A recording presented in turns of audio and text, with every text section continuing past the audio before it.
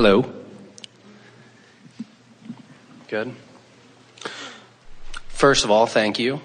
You've been very inspirational, helped me write a book, build a business empire, live the life of my dreams, fly airplanes, all kind of fun, awesome things.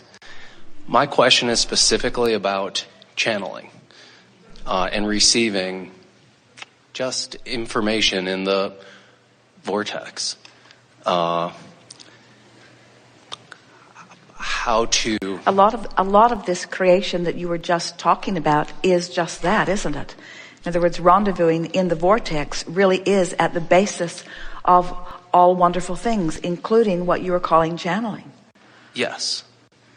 When you accept that the broader part of you is in your vortex, and when you go in and you tune yourself to the frequency of it, then you know what your inner being who is inside the vortex knows. So Esther's vortex gathered up her inner being and all of us, and here we all are at this frequency in the vortex, so to speak. And through meditation over a period of time, Esther managed to tune her frequency to the frequency of that which is us, which is what we've been talking about all day here today, and was then able to know what we know.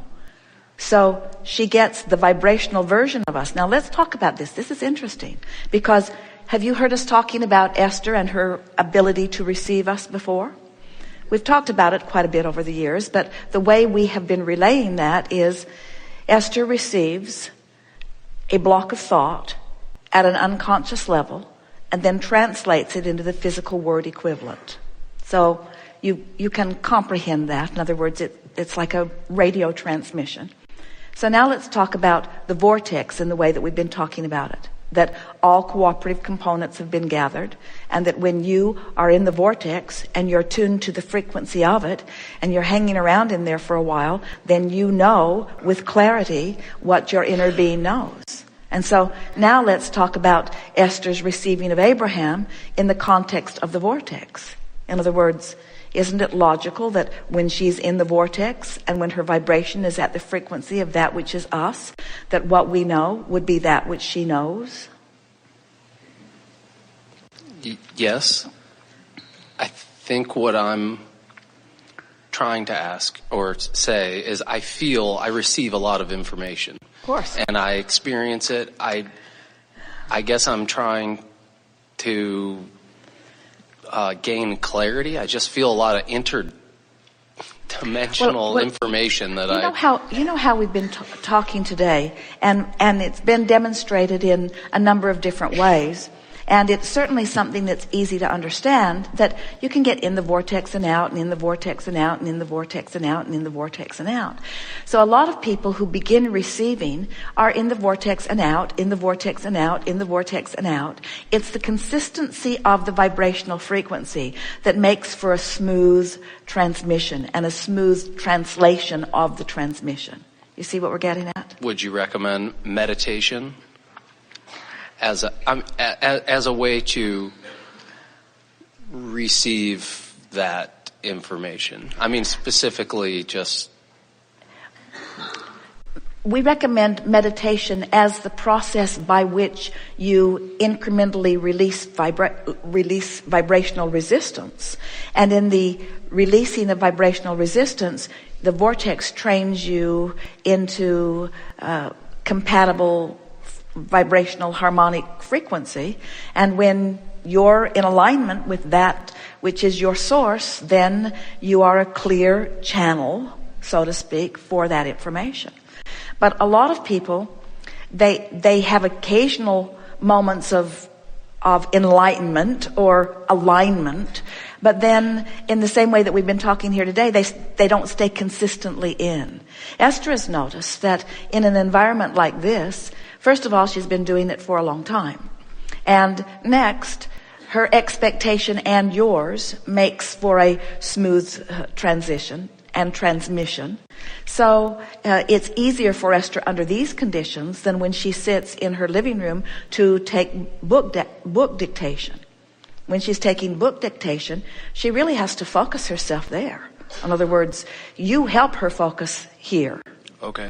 By the power of your summoning, so to speak. Okay. So just remember that what you're receiving is perspective of source.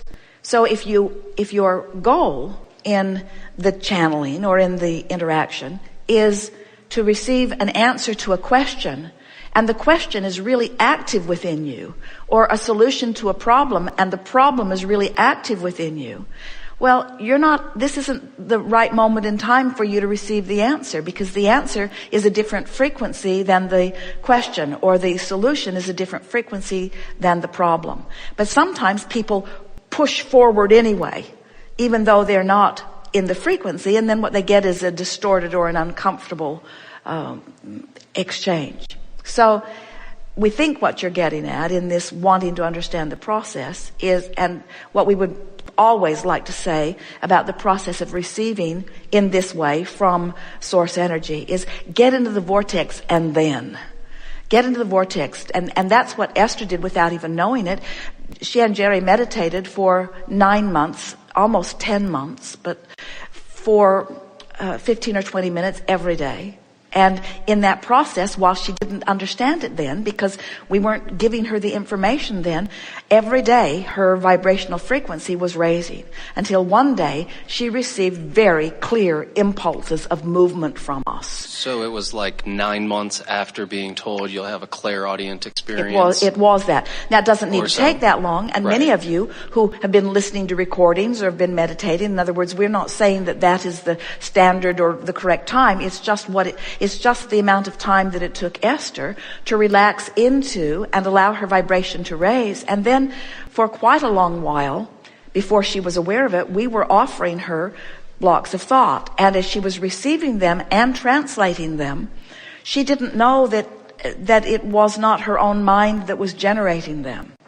And so one day we began writing messages with her nose as if she were writing on a chalkboard. And she knew that she wasn't directing the messages. And she said to Jerry, I'm spelling the alphabet with my nose. And Jerry got a notebook, and for several days, that's how we communicated, one letter at a time. And Esther said, it's really not a good thing to be married to the question asker of the world under these conditions. I'm not sure my neck can hold out. But once she realized that she was receiving, then we were able to explain to her through that process that she was receiving and that she could hear the thought. And then her hands started buzzing. She began receiving it in that way, and then she began receiving it in the way that she does now, all happening very quickly. Yes. I guess it's the clear, articulated relationship that exists right now between you and Esther. And it's possible for everyone, as right. All things are possible for everyone who desires. I'm just interested in some guidance to help establish that. Well, these are the things that we encourage. Once your desire is in place, and it is, know that your inner being is projecting thought to you, and understand that it's not about waiting around for us or them to present information to you. It's because we are all the time. Mm-hmm.